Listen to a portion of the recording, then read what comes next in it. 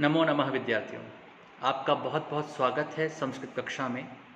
विद्यार्थियों, आज हम आपसे बात करने जा रहे हैं किरातार्जुनीयम महाकाव्य के प्रथम सर्ग के 25वें और 26वें श्लोक के बारे में।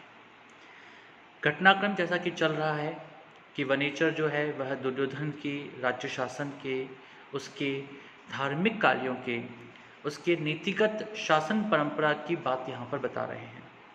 और वे ये कह रहे हैं कि हे युधिष्ठिर, आपके लिए उस दुर्योधन का मुकाबला करना सरल नहीं होगा, क्योंकि दुर्योधन जो है वह राज्य को तो हस्तगत पहले ही कर चुका है और अब वह नीतिगत शासन के द्वारा, प्रजा कल्याण के द्वारा और प्रजानुरंजन कार्यों के माध्यम से उस राज्य को अपने अधीन स्थायी रूप से करने के लिए प्रयत्नशील है।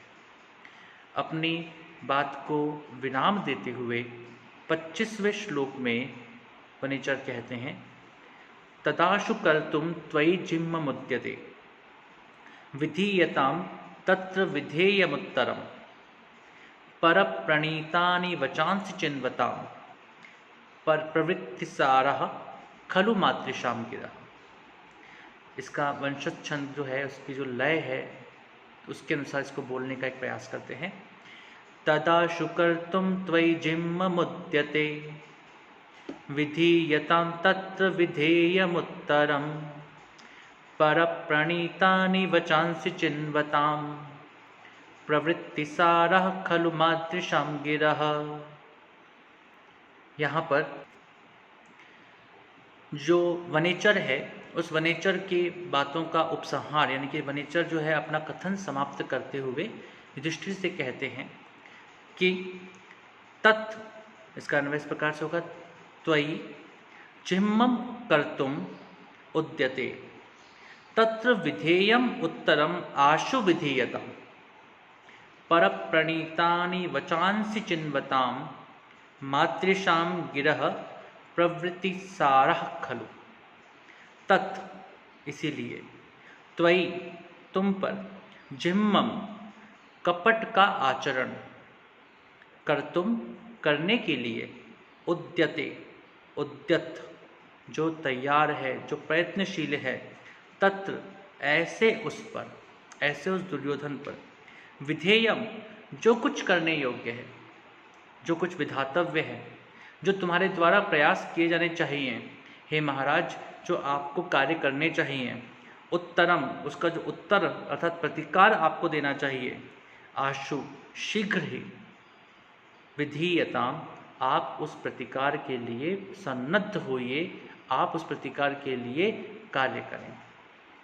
पर प्रणीतानि, पर अर्थात शत्रु, और प्रणीतानि अर्थात शत्रुओं द्वारा किए जाने वाले, वचांसी, वचनों को, चिन्वताम, खोज करने वाले, मादृशाम, हम जैसे चरों की, गिरह, जो वाणी है, प्रवृत्ति सारः, वह वृत्तांतों का वर्णन करने वाली होती है, खलु, निश्चय से। अर्थात वे यहाँ पर कहते हैं कि इसके बाद जो निर्णय करना है, जो प्रतिक्रिया देनी है, वह प्रतिक्रिया अथवा निर्णय आपको स्वयं करना है। लेकिन निश्चित रूप से हम जैसे गुप्तचरों के द्वारा एक राजा को जो कुछ बताया जाता है, वह उनके उस कार्यों को, उनके उन प्रतिक्रियाओं को, उनके उन जो उद्देश्य हैं, उन उद्देश्यों को पूर्ण करने के लिए किए जाने वाले कार्यों के लिए कहीं ना कहीं कुछ ना कुछ, किसी न किसी रूप में, एक छोटे से पथ प्रदर्शक के रूप में अवश्य होती है। तो मैंने तो आपको जो आपकी प्रवृत्ति है, जो आपके द्वारा किए जाने वाले कार्य हैं, उन कार्यों के लिए एक छोटी सी दिशा दिखाई है कि इस प्रकार से वहाँ पर ये घटनाक्रम घट रहे हैं और आपको उनका प्रतिकार करने के लिए उन्हीं के अनुरूप, उसी के अनुसार कार्य करने की आवश्यकता है। वनेचर ने अपनी बातों को बड़ी ही स्पष्टता के साथ में कहा और बहुत ही संक्षेप में कहा। कई बार क्या होता है कि सेवक जो होता है वह अपने आप को बेहतर साबित करने के लिए अधिक बातें बोलते हैं, कई बार उनके मुंह से ऐसा भी निकल जाता है जो वास्तविकता नहीं है। लेकिन यहाँ पर एक वनेचर ने जो गुप्तचर के जो दायित्व होते हैं, जो गुप्तचर के जो कर्तव्य होते हैं, गुप्तचर को राजा के सम्मुख किस प्रकार से अपनी बात को स्पष्टता के साथ रखना चाहिए, यह एक बहुत ही सुंदर निदर्शन भारवी के द्वारा, महाकवि भारवी के द्वारा यहाँ प्रथम सर्ग में स्थापित किया गया। और इसी सुंदर निदर्शन से जो ये महाकाव्य के जो एक रसधार बहना शुरू होती है, वह अंत तक चली जाती है। कैतर्जनम का जो ये प्रारंभ है, ये प्रारंभ बहुत से लोगों को, पाठकों को बहुत ही आकर्षित करने वाला होता है। और भारवी की जो कला कौशल है, जो कला नैपुण्य है, उस कला नैपुण्य का दिग्दर्शन कराने वाला है। तो इस प्रकार से वनेचर ने यहाँ पर आते आते अपनी वाणी को विराम दिया, और विराम देते हुए साथ में उसने ये कहा कि जो कुछ हे राजन आपके द्वारा इसके लिए किया जाना है, वह आप जल्द ही करें, उसमें आप विलंब ना करें, क्योंकि दुर्योधन निरंतर रूप से चाले चल रहा है। वह एक ऐसे कपट का आचरण कर रहा है जिसके द्वारा वह जनता के सामने अपने आप को एक श्रेष्ठ राजा साबित करने का प्रयास कर रहा है, और उसी जनता के सामने आप सब पांडवों को निकृष्ट साबित करने का प्रयास कर रहा है। लेकिन उसकी जो ये नीति है, उसके जो ये प्रयत्न हैं, वे तभी असफल हो सकते हैं जब आपके द्वारा उचित कदम उठाए जाएं। तो इस प्रकार से वनेचर ने अपनी वाणी को विराम दिया, और फिर 26वां श्लोक जो है, उस 26वें श्लोक में महाकवि भारवी लिखते हैं, इति रयित्वा गिरमात् सत्प्रिये गतेथ पत्यौ वन सन्निवासिनां प्रविश्य कृष्णा सदनम महीभुजा तदा चक्षे अनुज सन्निधौ वचः।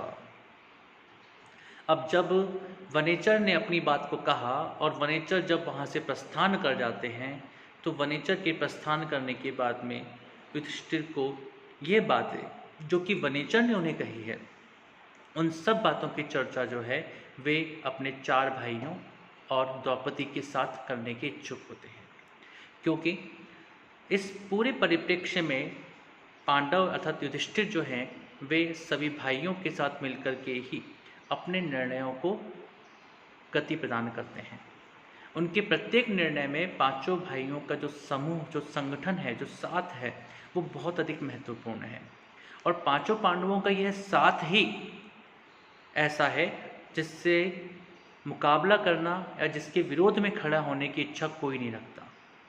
इसी कारण से यहाँ पर ये कहते हैं, इति रयित्वा गिरमात् सत्क्रिये गतेथ पत्यौ वन सन्निवासिनां प्रविश्य कृष्णा सदनं महीभुजा तदा चक्षे अनुज सन्निधौ वचः।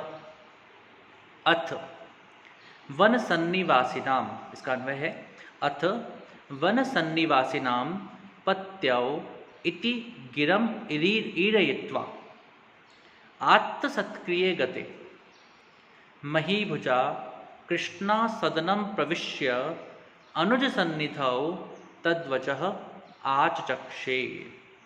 अथ इसके बाद वन सन्निवासिनां वनेचरों के पत्यौ नायक के इति इस प्रकार से गिरम वाणी को ईरयित्वा कहकर आत्तसत्क्रिये और सत्कार को प्राप्त करके गते चले जाने पर महीभुजा उस राजा युधिष्ठिर के द्वारा कृष्णा सदनम, कृष्णा के घर में, कृष्णा यहाँ पर द्रौपदी के लिए प्रयोग किया गया शब्द है, द्रौपदी को कृष्णा नाम से भी संबोधित किया जाता है। तो कृष्णा सदनम अर्थात द्रौपदी के घर में प्रविश्य प्रवेश करके अनुज सन्निधौ, अनुज अर्थात छोटे भाइयों के, सन्निधौ अर्थात समक्ष अर्थात छोटे भाइयों के सामने, छोटे भाइयों के समीप जाकर तद वह वचः वाणी आचक्षे कहनी प्रारंभ की। तो यहाँ पर हम इस श्लोक में देखते हैं कि वह जो वनेचर यहाँ पर युधिष्ठिर के पास आए थे, उन वनेचर ने अपने जो विचार थे, अपने जो बातें थी जो कि उनके लिए युधिष्ठिर के लिए जानना आवश्यक था। दुर्योधन के विषय में वे सभी बातें युधिष्ठिर को बताईं। उसके पश्चात जब वे वहाँ से चले जाते हैं और उससे पूर्व उनका सत्कार भी किया जाता है और युधिष्ठिर के द्वारा धन्यवाद भी दिया जाता है, ऐसा मान सकते हैं। तब उसके पश्चात युधिष्ठिर जो हैं वे द्रौपदी के घर में, द्रौपदी के स्थान में, द्रौपदी जहाँ रहती हैं वहाँ पर प्रवेश करते हैं और वहाँ पर अपने अन्य भाइयों के साथ में यह बात कहना शुरू करते हैं। तो यानी कि इसके बाद का जो घटनाक्रम है वह एक ऐसे स्थान पर होगा जहाँ पर कि द्रौपदी भी है और द्रौपदी के साथ साथ चारों पांडव भी विद्यमान होंगे। युधिष्ठिर उन सभी के सामने अपनी बात को यहाँ पर रखेंगे। तो यहाँ पर हमने 25वें और 26वें श्लोक का पढ़ा। आप इसको और भी अच्छे से पढ़ें। जो भी तरह की समस्याएं, जिस भी तरह की समस्या आपको लगे उसके बारे में अवश्य ही हमसे चर्चा करें। और किरातार्जुनीयम के जो आने वाला जो घटनाक्रम है यह भी बहुत महत्वपूर्ण है, क्योंकि उसमें अनेक तरह के विचार हमको प्राप्त होंगे, हमको जानने को मिलेंगे। और जो महाभारत के युद्ध की ओर बढ़ता हुआ जो ये घटनाक्रम है, अर्थात किरातार्जुनीयम के अंदर यद्यपि महाभारत की घटना का वर्णन नहीं किया गया है, लेकिन हमें जानकारी है कि किस प्रकार से जो घटनाक्रम इस तरह के होते चले जाते हैं कि वे एक युद्ध का आगाज़ करने वाले होते हैं, युद्ध को अपने समीप लाने वाले होते हैं। आपको इस किरातार्जुनीयम के इस प्रथम सर्ग के माध्यम से ही और द्वितीय सर्ग के माध्यम से ही आपको ये पता चल जाएगा कि किस प्रकार से जो पांडवों की और कौरवों की स्थिति है वह एक युद्ध की ओर अग्रसर होती हुई दिखाई देती है। आपका बहुत बहुत धन्यवाद। नमो नमः। शुभम भवतु। पुनर्मिलामः।